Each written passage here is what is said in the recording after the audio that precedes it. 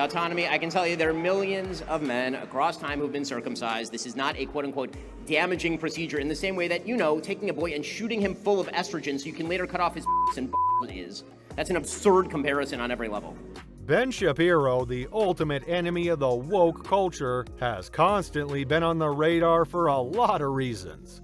Ever since the new cultural abomination has been rearing its head in the West, Ben Shapiro has been the spearhead of the resistance movement against the new ideologies and limiting factors infecting the freedom of the people.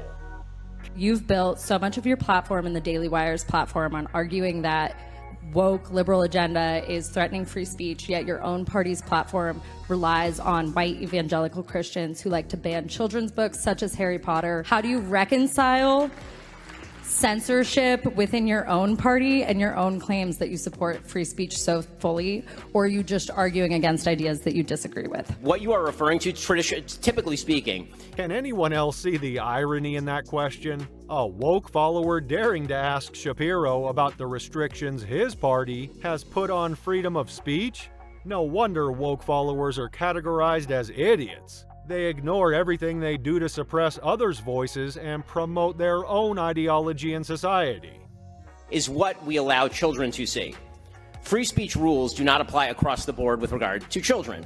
Okay, there's no state in the union that, for example, bans you from buying a book from Amazon from Toni Morrison. It doesn't exist. What is actually happening is that when you have a school library, local people who go to the school and the school board set the standards as for what they wish to allow their children to see in the library. That seems perfectly appropriate to me. If we look at the list of things the woke followers have petitioned to or successfully banned over the years, we'll find that there's more to this vile agenda than just a children's novel. That is not a violation of free speech any more than it would be a violation of free speech to suggest that, for example, a 6th grade library not include Playboy or not include Larry Flint.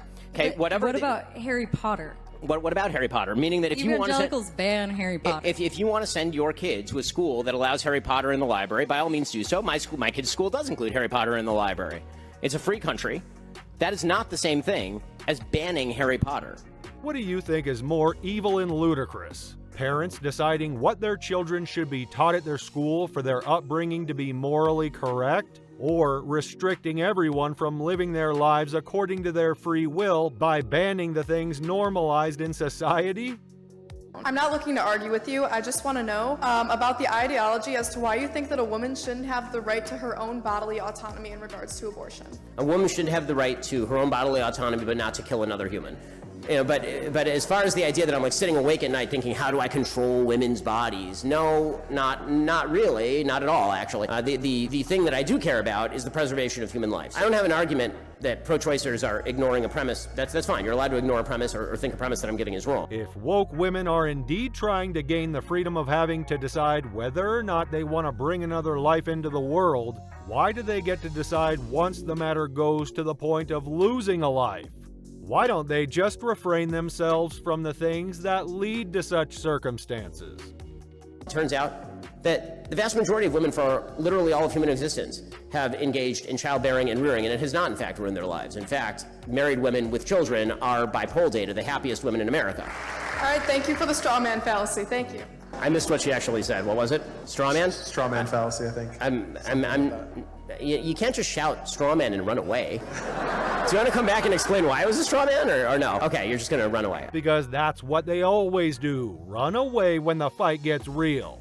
Good for her that she broke off at the right moment, or else Shapiro would have torched her on this one right away. You have claimed that you oppose medical transitioning for these children, namely and specifically to what normally happens is puberty blockers, which you have called you called it child abuse. Is that correct? It is. That's correct. You consider it okay. You consider it child abuse.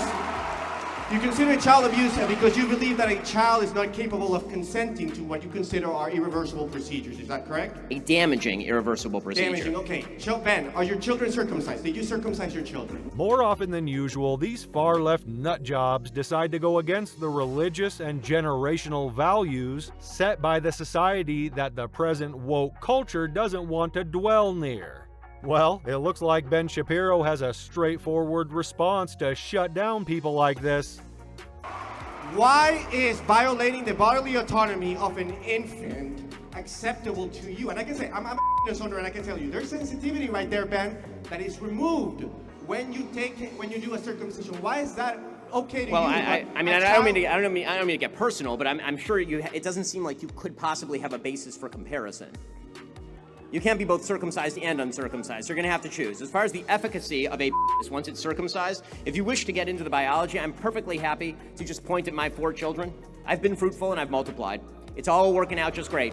As for the notion that it is a grave violation of bodily autonomy, I can tell you there are millions of men across time who've been circumcised. This is not a quote-unquote damaging procedure in the same way that, taking a boy and shooting him full of estrogen so you can later cut off his and is.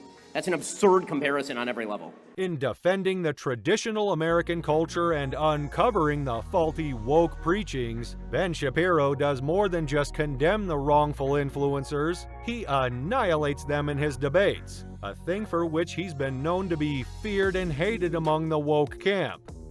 Okay. Biological, but gender is a completely different thing. No, gender is not disconnected from sex. So the idea that sex or gender are malleable is not true. And I'm not denying your humanity if you're a transgender person. I am saying that you are not the sex to which you claim to be. If you are going to dictate to me that I'm supposed to pretend that men are women and women are men, no, I'm not going to modify basic biology because it threatens your subjective sense of what you are. Talk about common sense being missing from these people. What kind of person confuses a fundamental thing such as gender? And wait, it gets much better.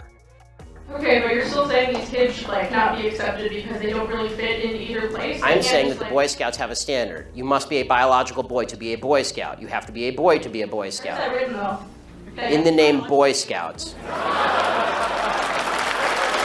Shapiro really stuck it to the girl, leaving her at a complete loss for words. The people advocating for their religious beliefs really need to understand one thing. They have a set of ideologies to defend that is still too shallow a ground to walk on if they have to get into the details to prove their point. The things Ben Shapiro is trying to concur are basically the values of civilization that have been instilled in human history from the start. So he has a clear upper hand in comparison with the weird logic and arguments that the woke culture followers have to offer in order to prove their point. Great, another idiot set out to prove that Shapiro is actually woke. Wait till you hear Ben's response to his ridiculous notion. What do we call this? Poetic justice? Or mischief managed? Ben Shapiro is the lead vocal figure of the anti-woke movement in the present times. With the brutal expedition he carries out to whitewash the vigilant woke activist out in the open, trying to defame and bring down the peaceful culture, Shapiro has gained massive respect from the people who still believe that the new wave of woke culture is the clear threat to the world's freedom and tranquility.